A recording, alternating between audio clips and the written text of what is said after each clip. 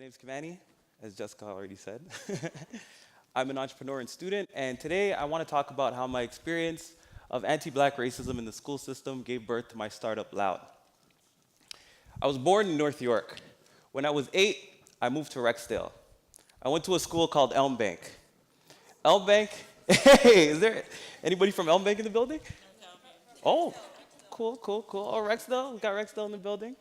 Um, yeah, we had a predominantly black student body, but a predominantly white staff. And that means something because representation is important. It's important to be able to see yourself in positions of power, and it's important to see yourself in the children that you teach. In grade 7, my teacher laughed at me when I said I wanted to be an entrepreneur. In front of the whole class, he asked me, do you even know what an engineer. He asked me, do you even know what an engineer is? Sorry. Yeah, he asked me, do you even know what an engineer is? We're told we don't have a future. And that experience wasn't unique to Elm Bank. That was structural racism that plagued the school board. In my final year at Elm Bank, the TDSB was getting sued by the Ontario Human Rights Commissions for its zero-tolerance policies, which disproportionately affected black students. I was sent to the office for things like not having a pencil, or for like whispering to my classmates while trying to get a pencil. And those experiences, they made me want to be small, invisible, and quiet. And that's one of the things that oppression does. It takes away your voice. Music helped me to regain mine. Back in those days, I was the first person to come home. I'd burst into my house and immediately start yelling NW lyrics at the top of my lungs. Be like, straight out of Compton, a crazy mother. And I'm like this tall, grade 6, and I'm just like in the mirror, like, what am I doing? Why? But I realized now it was therapeutic.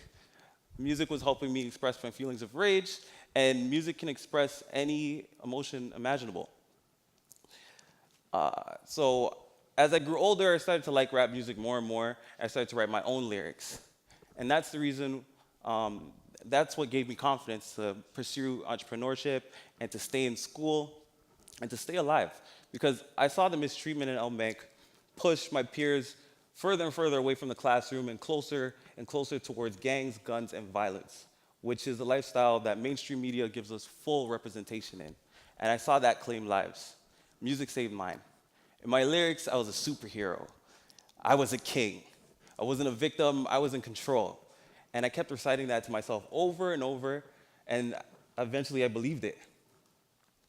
Although creating and listening to music was an incredibly healing experience for me, it was really difficult. Intellectual property rights made legally owning music way too expensive, far out of reach. Your playlist that you downloaded from Kazaa was like a house. And the same financial barriers got in the way of me producing music. So although I was writing for as far back as I remember, all the way since I was 10 till now, I was only able to produce one song by the time I was 16. So Loud was born from that experience. It started as a mission to give people more access to making music. I'm doing that by breaking down financial barriers with one of my projects called the Loud Box. The Loud Box is a compact studio that an artist owns for a year and has installed at their house.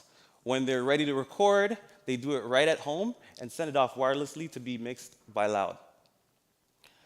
The Loud Box was featured in the Toronto Offsite Design Festival.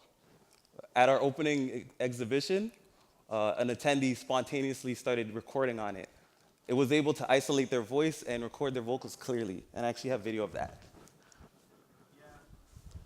It's kind of low.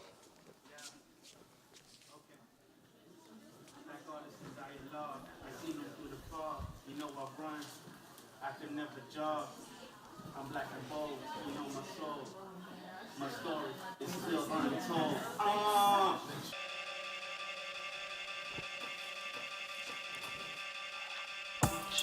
You know the studio loud. JT, you know he black and proud, he on the beat. Designed by D. OKU, you know, University. This is a free, you know I'm a beast. I've been a beast, never the least. From the west, and from the east, and from the middle, the north. You know I'm cold, of course. I took courses. I never drove in Porsches. I never sat on couches. I stand tall, no slouches. Most of y'all is grouches and you're mad. Me, I'm happy, I'm glad.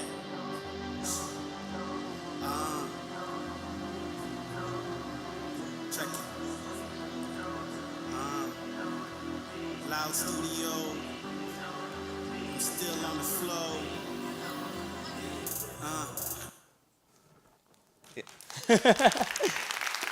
So you guys enjoyed that. No, you should have imagined me, like, this guy just walked in, did that, and left. I was like, oh my God. So I brought the loud box with me. It's in the reception, so feel free to take a look and play around with it. Maybe you'll be the next person to make loud history. But I'll leave you with this. Black music and musical traditions are at the root of all popular music culture.